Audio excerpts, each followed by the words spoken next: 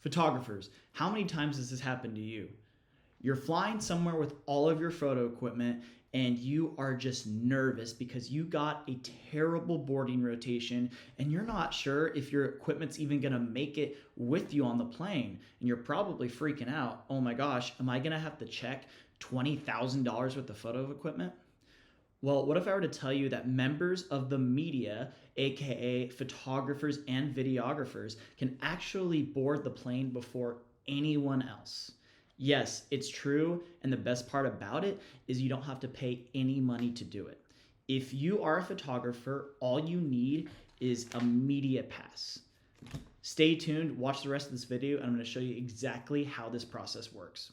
So at this point, you're probably wondering, Sean, how do I pre-board? How do I get this media pass? Well, let me fill you in with a little bit of info first. And let me also let you know why Southwest Airlines and other airlines want you as a member of the media to board first.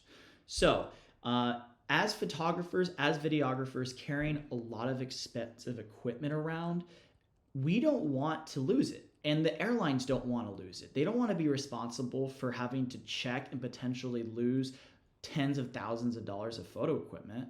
So a lot of these airlines allow members of the media to board before everyone else. And heads up, if you are a photographer, if you are a videographer, you are technically a member of the media. So I've been using this travel hack for the past 6 years.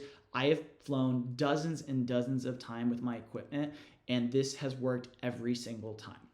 There are a few things that you need, however, to be eligible to board before everyone else. There's 3 things you need. So for starters, you need a media pass. Now, this is something that I made myself, and you can make it as well. You can use your own template, whatever, but you need to at least make sure that somewhere on the media pass, it says just that, either media pass or media badge or press, something that shows that you are a member of the media. You need to have a headshot, you need to have your name, and I've also included a bunch of additional information on here just to make it look a little more legit. So if you do not have a template or you're not very creative, send me a message and I can go ahead and talk to you about making one for you. The second thing that you need, of course, is your photography equipment. So this is something that you need to have, right? You don't want, there's no gray area here. You either have equipment or you don't.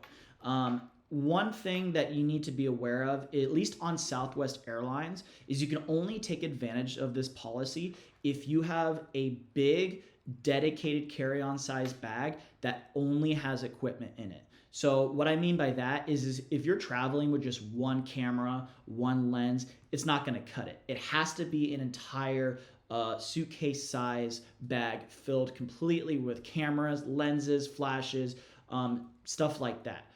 Not very often, but sometimes they will ask to see my bag to make sure that I'm legit and I'm not actually just saying I'm a member of the media.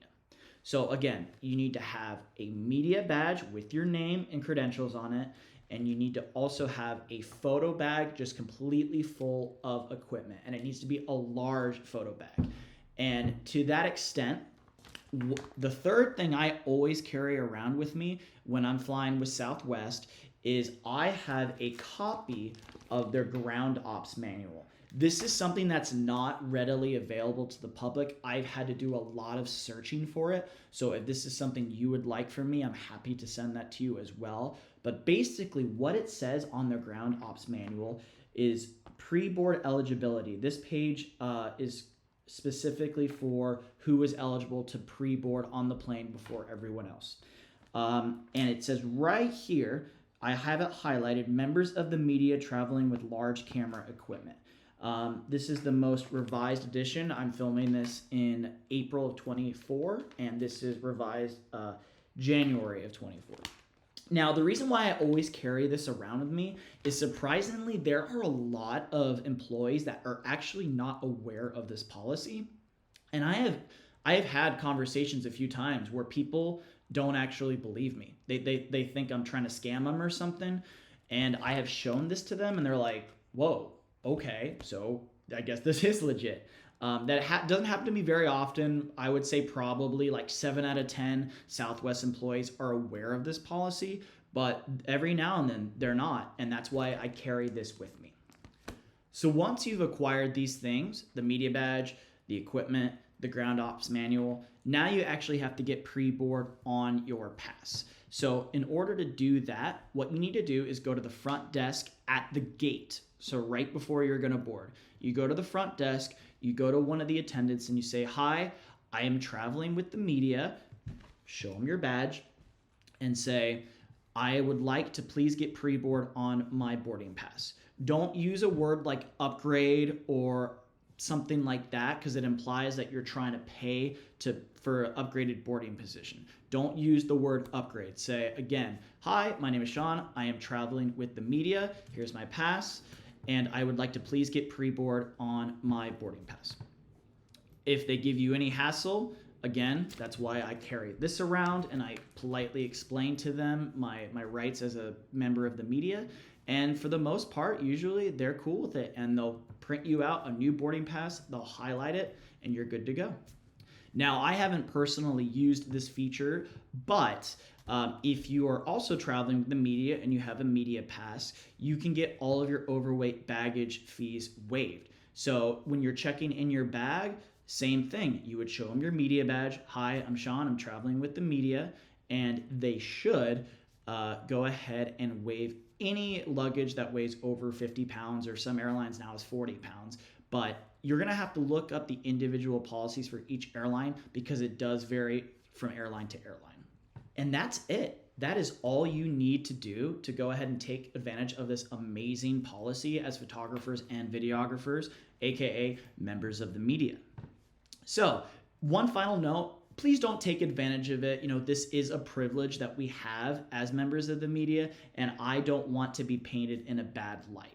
And what I mean by that is don't try to board the plane before all the other pre-board people, right? So some of the people that are eligible for pre-board are people in wheelchairs, the handicapped, members of the military, stuff like that. So just be polite, let people board first. Once everyone else that is eligible for pre-board has got on the plane, then you can go ahead and go on as well. Hey, I really hope you enjoyed this video. If you don't know where to start with the pre-board process, you don't know how to make a media badge, let me know. I am more than happy to help you. And if you're looking for more photography education, I have a Facebook group, the Portrait Photographer's Resource, and I also have lots of other educational materials out there as well.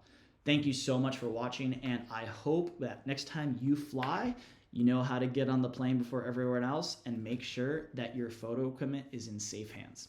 Take care.